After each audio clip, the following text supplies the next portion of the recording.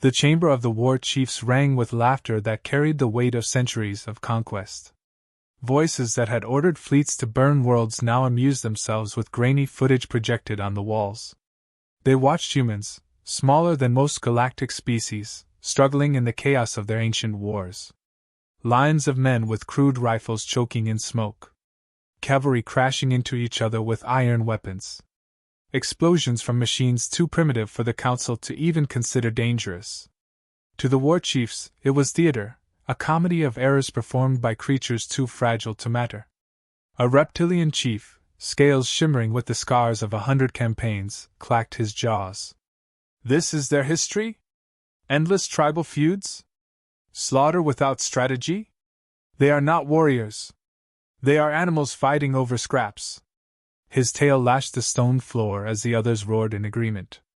An insect queen raised her serrated forelimbs, mockingly imitating the way humans held their weapons. They stumble in straight lines, they break ranks, they panic. Even their victories are accidents of desperation. Her compound eyes flashed with delight as she mimicked human screams, and the chamber erupted again with cruel laughter. The Machine Lord, a towering being of steel and algorithms, projected casualty numbers across the chamber walls. Statistical inefficiency. Billions dead over centuries with negligible gain. Wasteful beyond comprehension. Against us, such a species would collapse in days. Its voice was metallic certainty, each word a verdict. None questioned it. For them, the matter was settled. Humanity was a curiosity, not a threat. A civilization that had clawed its way to the stars by chance, not merit. In the galactic order, Earth was tolerated, not respected. They were given scraps of trade routes and a token seat at assemblies, more symbolic than influential. The chiefs had always viewed it as charity. But Earth had grown tired of the whispers, the ridicule, the dismissive sneers. When the challenge was issued, prove their worth or abandon their place among the warrior races, they accepted. And when the terms were announced, each race would send its greatest champion into the trials. The chambers shook again with derisive amusement. The chiefs expected war beasts bred for centuries, cybernetic gladiators towering like machines, telepathic duelists whose minds could shatter stone. They expected Earth to decline, to bow out quietly and accept its role as the galaxy's laughingstock. Instead, Earth sent a single name. Not an army. Not even a squad. One. The laughter was deafening. A crustacean overlord slammed his claw against the table hard enough to dent it. One? Have they misunderstood the terms? Do they think this is diplomacy, where words might shield them? They send one into the gauntlet of war chiefs? What is this insult? He sneered, mandibles grinding. Perhaps they hope pity will save them. The Machine Lord calculated probabilities, screens flickering. 0% chance of survival beyond the first trial. Less than 1% chance of victory in any encounter. Outcome determined. The verdict seemed final. Yet Earth did not retract its decision. Messages carried across subspace bore the same unwavering reply: we send one. No clarification, no explanation, no plea for lenience. Just the steady confidence of a species that had endured every kind of death their world could invent and still lived to speak. The alien chiefs debated long into the cycle, each attempting to outdo the other in their scorn. They spoke of how quickly it would end, how entertaining the spectacle would be, how the galaxy would finally be rid of Earth's pretensions. The insected queen promised to bring her entire brood to watch, so her hatchlings could learn the folly of arrogance. The reptilian boasted he would wager 3 conquered moons that the human would not last a minute. And the chamber howled again, drunk on their own certainty.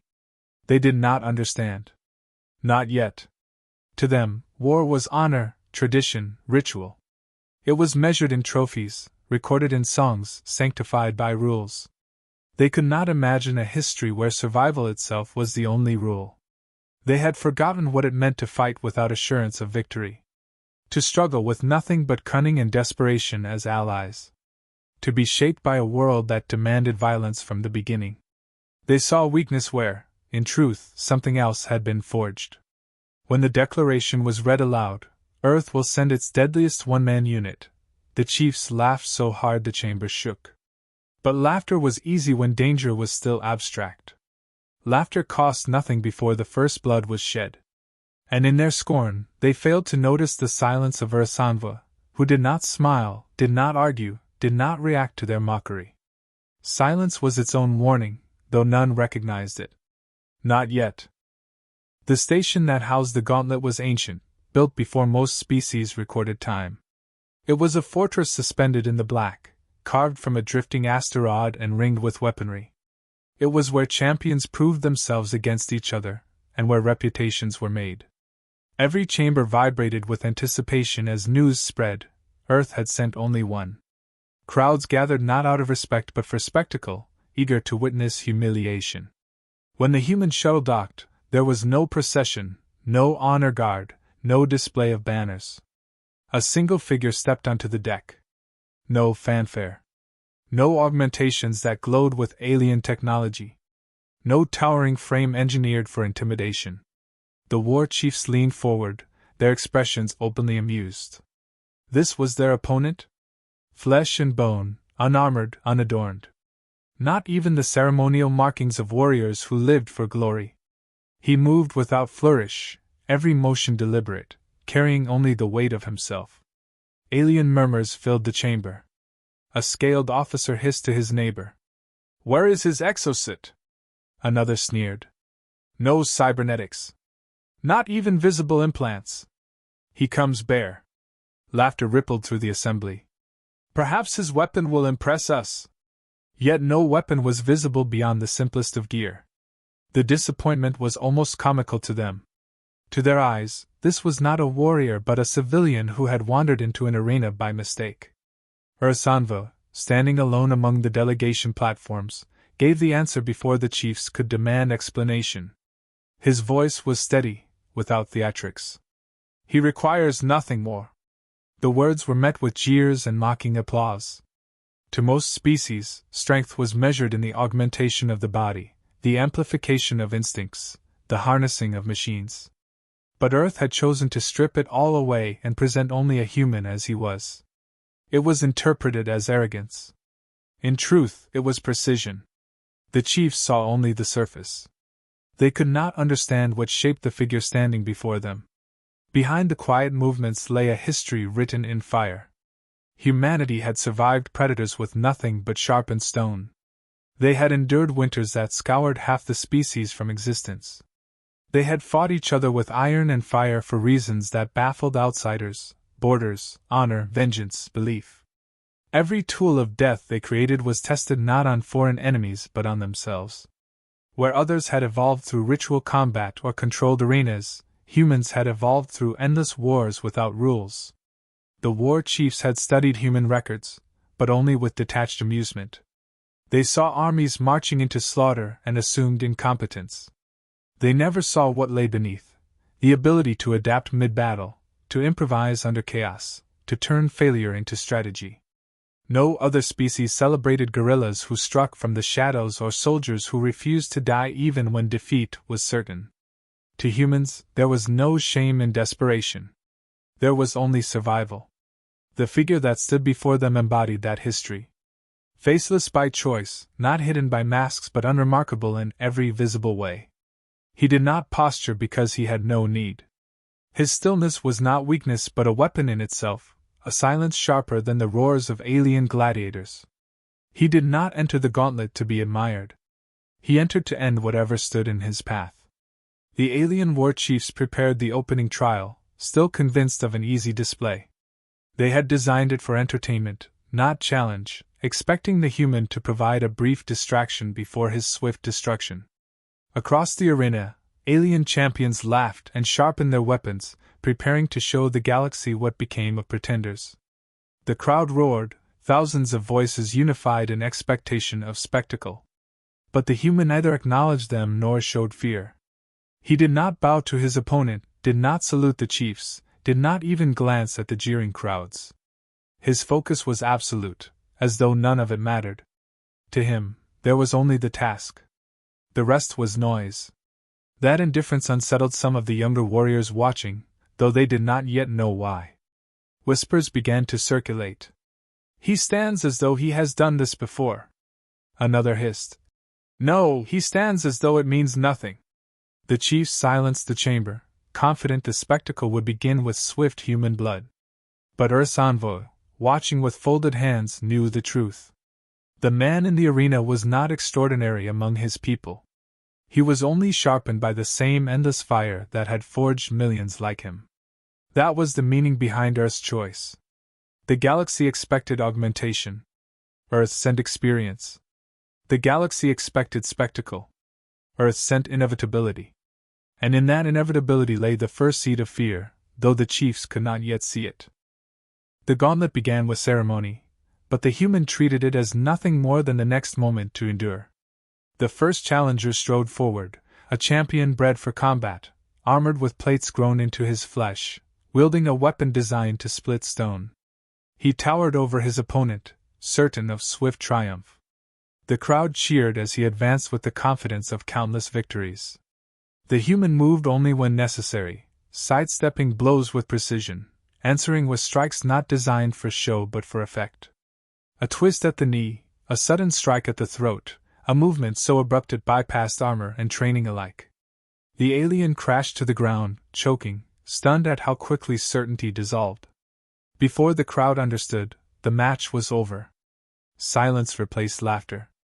For the first time, the war chiefs leaned forward, their amusement paused. They called the next trial without delay, unwilling to let doubt take root.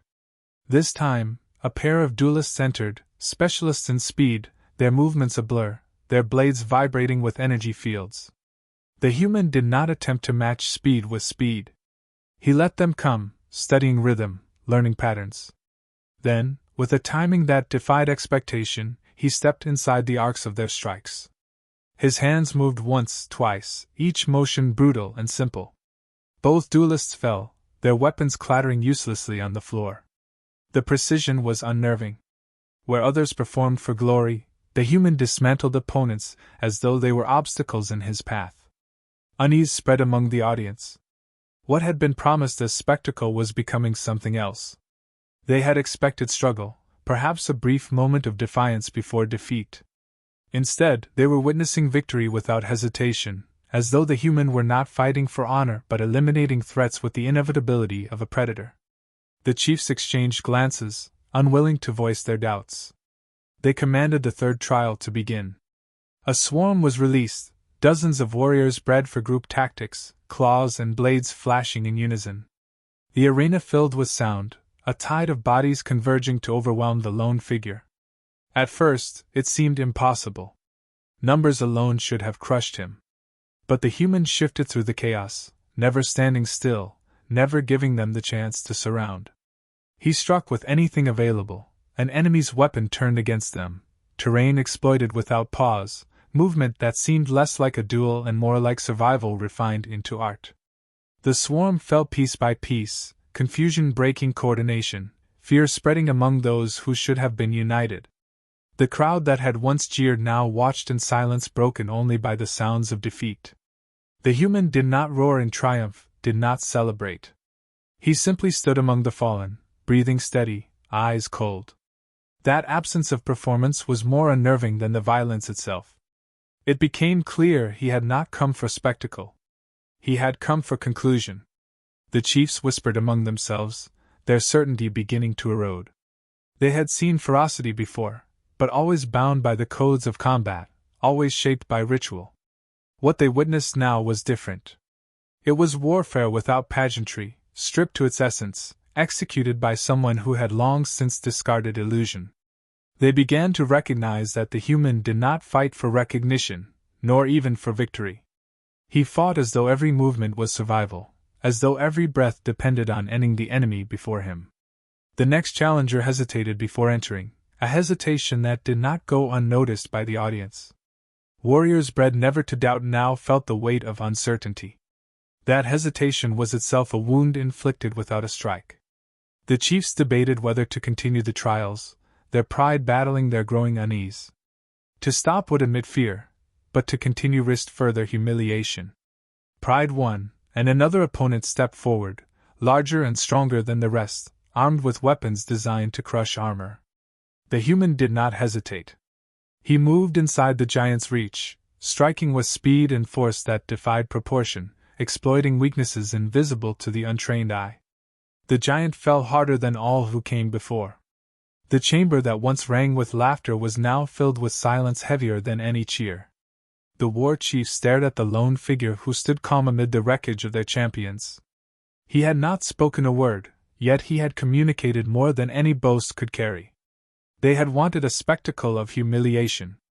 Instead, they had been given a demonstration of inevitability. The envoy of Earth remained still, watching the chiefs squirm under the weight of their own arrogance. The message had been delivered without words, written in the precision of violence and the simplicity of survival.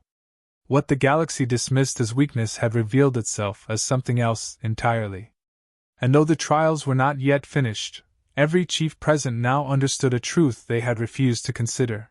The human was not performing for them. He was reminding them of something they had forgotten, what it meant to fight when the alternative was extinction. The chamber of war chiefs, once filled with arrogance, had grown tense. No one laughed now. Each trial had been designed as humiliation, but instead they had become lessons, and none of the chiefs liked what those lessons revealed. They studied the lone human as if he were a riddle, trying to decipher what made him dangerous. He carried no augmentations, no genetic design, no exotic weapons.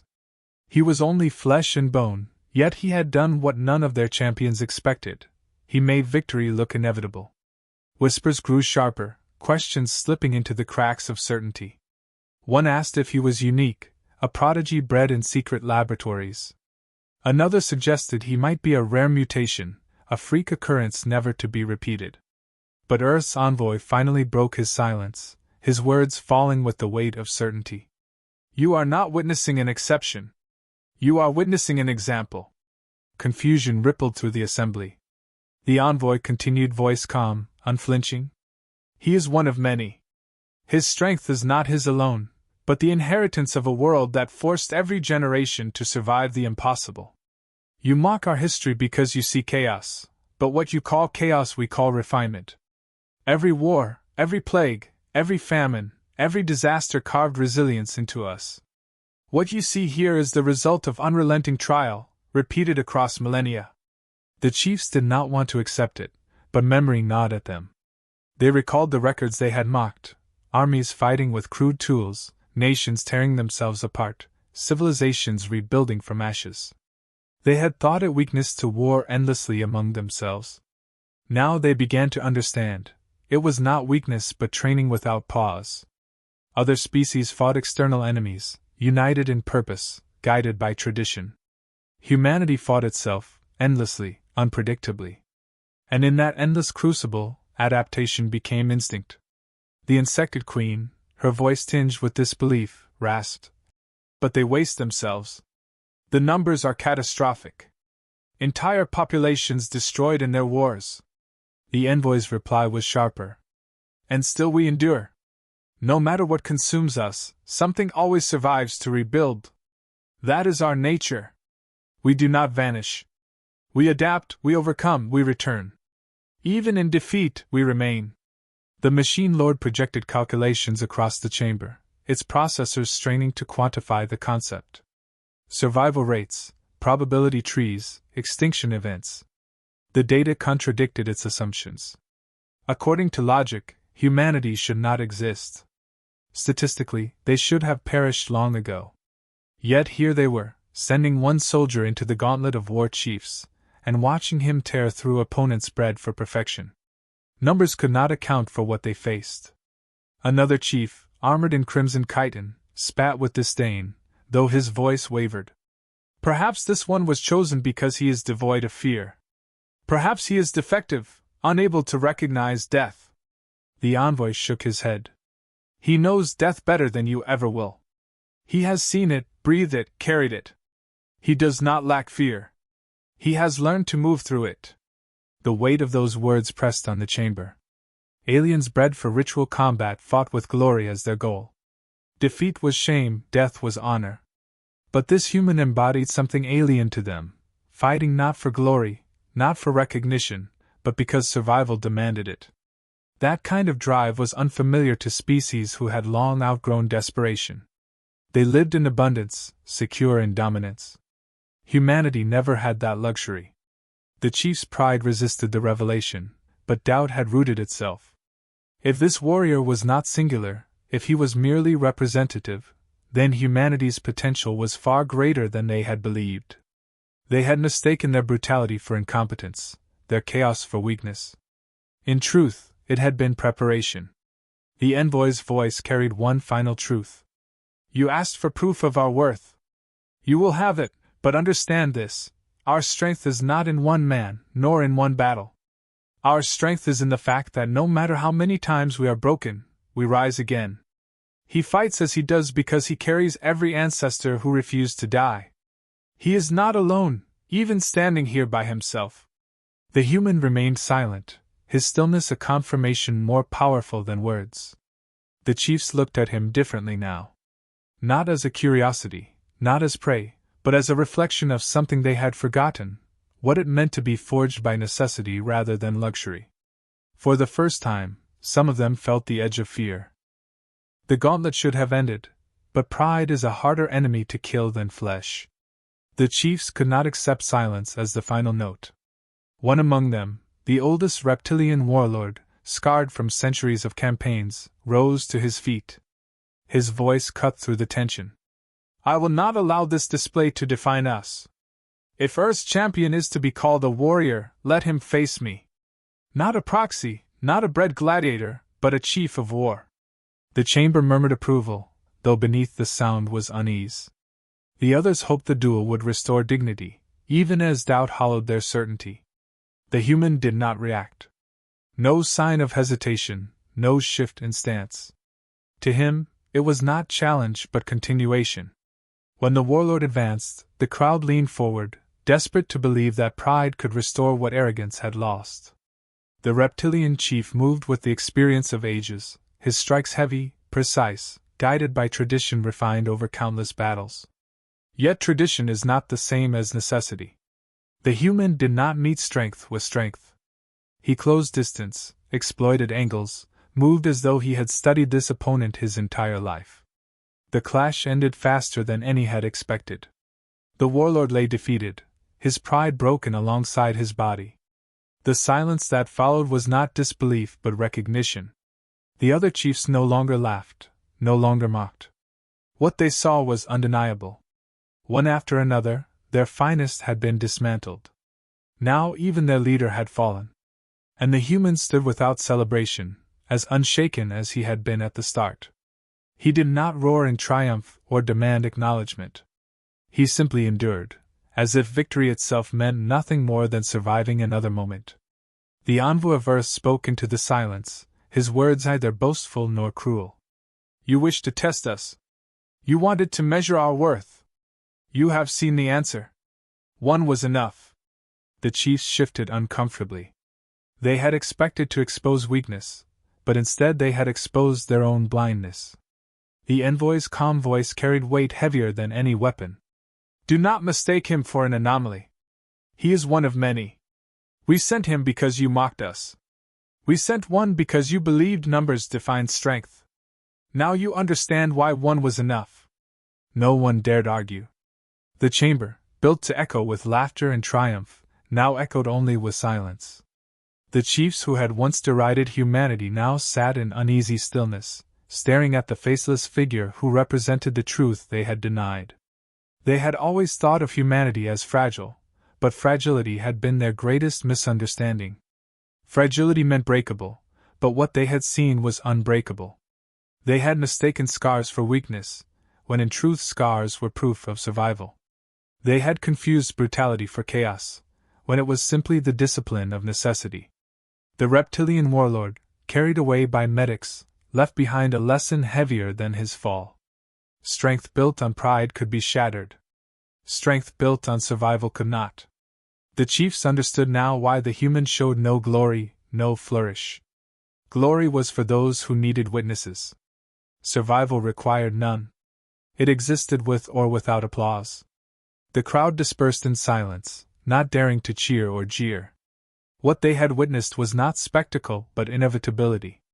The figure from Earth had shown them the one truth they had forgotten: war was not ceremony. War was not tradition. War was not honor.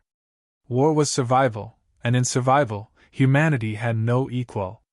The envoy watched them leave, offering no gloating smile, no final insult. Earth had not come for validation. Earth had come to remind them of reality. The message had been delivered in the quiet efficiency of one soldier who had not needed words. Every chief in that chamber would carry the memory, not of defeat, but of the silence that followed. The silence of laughter extinguished. The silence of arrogance undone. The silence of fear newly born. The human departed the gauntlet the same way he entered, faceless and unremarkable in appearance, yet heavier than any fleet. To the chiefs, he was no longer a man. He was the embodiment of a species that refused to die. A walking reminder that if Earth ever sent more than one, no war council could predict what might follow. The chamber remained still long after he left. Pride had vanished, replaced by a respect so sharp it cut deeper than any blade. The galaxy would not laugh at humanity again,